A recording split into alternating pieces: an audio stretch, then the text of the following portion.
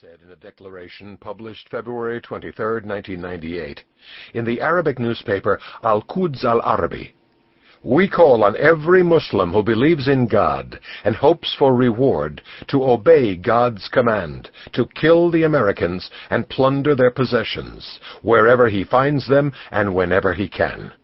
Likewise, we call on the Muslim ulema, authorities on Islamic law, and leaders and youth and soldiers to launch attacks against the armies of the American devils and against those who are allied with them from among the helpers of Satan."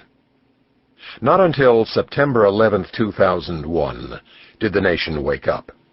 President Bush declared a war on terrorism that goes on today and will likely last into the next decade. A senior Pentagon official conceded to me, "I hate to say this, and would never say this in public, but 9/11 had its benefits. We never would have gone into Afghanistan and started this war without it. There just was not the national will."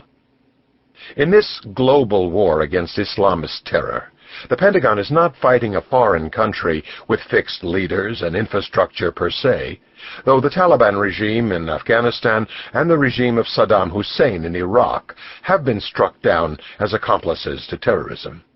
The enemy in this war is mobile, well-funded, and exists in terrorist cells spread around the world. In some cases, our enemies can be defeated with advanced jet fighters, ships, and tanks, as was shown in Iraq and Afghanistan. But in most theaters, the Pentagon must find ways to penetrate the shadows, to find terror operators one by one. In this new war, our targets are individual people, their communications network, and their money. Enter Rumsfeld. Defense Secretary Donald Rumsfeld, a longtime national security figure in Republican circles, returned to government with the election of President George W. Bush. He was then 68 years old and had enjoyed a 25-year corporate career.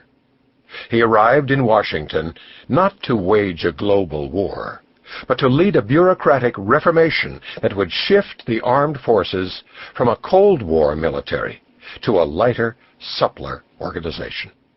It was not a terribly high-profile mission, but Islamic terror turned Rumsfeld into an accidental war secretary, and he quickly emerged as a powerful leader, colorful, demanding, and dismissive of critics in the press as well as in the administration. His intellect and energy are legendary. He can conduct a 3-day, 8-nation tour and get off the plane at Andrews Air Force Base looking as fresh as when he left. "I work long hours," he once said. "I like to work long hours." This book tells the story of how the Rumsfeld-led Pentagon made crucial decisions in repositioning the 1.4 million-member active duty force to fight the new war on terror. I write of important and often previously unreported debates within the administration over the role of special operations forces, whether to pay ransom for hostages, what to do with captured al-Qaeda terrorists, and who should run the war, the White House or the Pentagon. I also, to establish a point of comparison, look at how President Clinton used, or more often didn't use, the military to fight al-Qaeda during its astonishing rise in the 1990s. Rumsfeld's drive to succeed, his intellectual power, his insatiable appetite for work, and his willingness to fight bureaucratic wars all make him a unique figure in the modern history of American government. He has led the country in 2 major wars, Afghanistan and Iraq, while positioning the armed forces to fight a terrorist threat, the global dimensions of which are still unknown. History will surely judge him one of America's most important defense leaders. Rumsfeld burst out of the Eisenhower 1950s. He grew up solidly middle class in Illinois, graduated from Princeton, flew Navy planes, got elected to Congress, ran the Pentagon, rescued a failing corporation, and at an age when most men are ready to retire, came back to take over the Pentagon one more time. He has run with the bulls in Pamplona and run with bulls on Wall Street. He is a championship wrestler, fierce squash player, and master of the one-handed push-up. He married his high school sweetheart and raised 3 children. His net worth is in the tens of millions. His friends and his wife call him Rummy. He has made friends on the political left and right.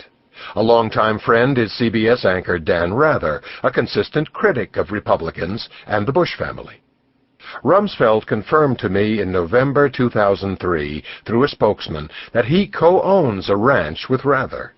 He later told Time magazine of the joint investment for its December 29, 2003 issue. A Pentagon corridor displays 2 portraits of Rumsfeld, one as the youngest Secretary of Defense, the other as the oldest, artistic testaments to his ambition and his longevity. For this book, I interviewed scores of Rumsfeld's friends, as well as corporate and government colleagues. The portrait they paint is of a human dynamo. Arthur Laffer, the father of supply-side economics and a 30-year economic advisor to Rumsfeld, says, "I've never seen a person who enjoys life more than Rumsfeld. I don't mean leisure activities. I mean, he loves all of life. He loves his family. He loves his friends. He loves his jobs. He puts everything into it and relishes it." Henry Kissinger, a rival in the Ford White House, wrote this in his memoir, Years of Renewal. "Rumsfeld afforded me a close-up look at a special Washington phenomenon, the skilled, full-time politician bureaucrat in whom ambition, ability, and substance fuse seamlessly. Judge Lawrence Silberman, who sits on the U.S. Court of Appeals for the District of Columbia and has been a Rumsfeld friend for more than 30 years, says Kissinger shortchanges him. Don has integrity and a first-class character. I've known him for years as the man you see go through all those press conferences all those times. He is decent and polite and very frank. I was talking with someone else about Kissinger's remarks, that Don was a cunning bureaucrat and infighter. We both agreed this was a projection on the part of Kissinger, because Don was very straight. Kissinger was so convoluted that he always thought Don's straightness was cunning. I asked former President Gerald Ford about Rumsfeld's management style. Don isn't the most flexible person in the world, he said from his Aspen, Colorado office. He had strong convictions. He would express them well in cabinet meetings or at the NSC, National Security Council. And if his views did not prevail, he still was a team player and then would go out and defend what I said was the best policy. Don had great loyalty. David Frum, conservative thinker and former Bush speechwriter who penned the first Insider's book on the administration, had this assessment. If you looked around the Bush cabinet table, you saw a number of very able, solid, and reliable people.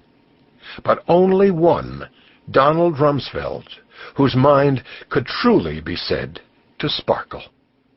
Don is a tremendous student of history, says Rumsfeld friend and Princeton classmate James M. Denny. And I think Don has attempted to model his life after characters in history who he thinks exemplify the best qualities. If you had to try to figure out where Don was going to go and what he was trying to be, he was trying to emulate those persons in history he most admired. Churchill was one. Another was Theodore Roosevelt. He especially admired T.R.'s fighting spirit and strong desire to pursue what he believed in, even if it clashed with prevailing Republican views, says Princeton classmate H. Allen Holmes, a career diplomat and Pentagon policymaker. Holmes' grandfather, Henry J. Allen, had put Roosevelt's name into the nomination process at the 1912 Republican Convention, and then led a large number of delegates out into the street to start the Bull Moose insurgency for T.R. Recalled Holmes, "Rummy once said to me with undisguised admiration, 'Your grandfather was a rebel.'" Newt Gingrich, a close confidant of the Defense Secretary, said that to understand Rumsfeld, you have to analyze his early passion for high school, collegiate, and Navy wrestling. "Wrestling is a very lonely business," Gingrich says. You're by yourself in the arena.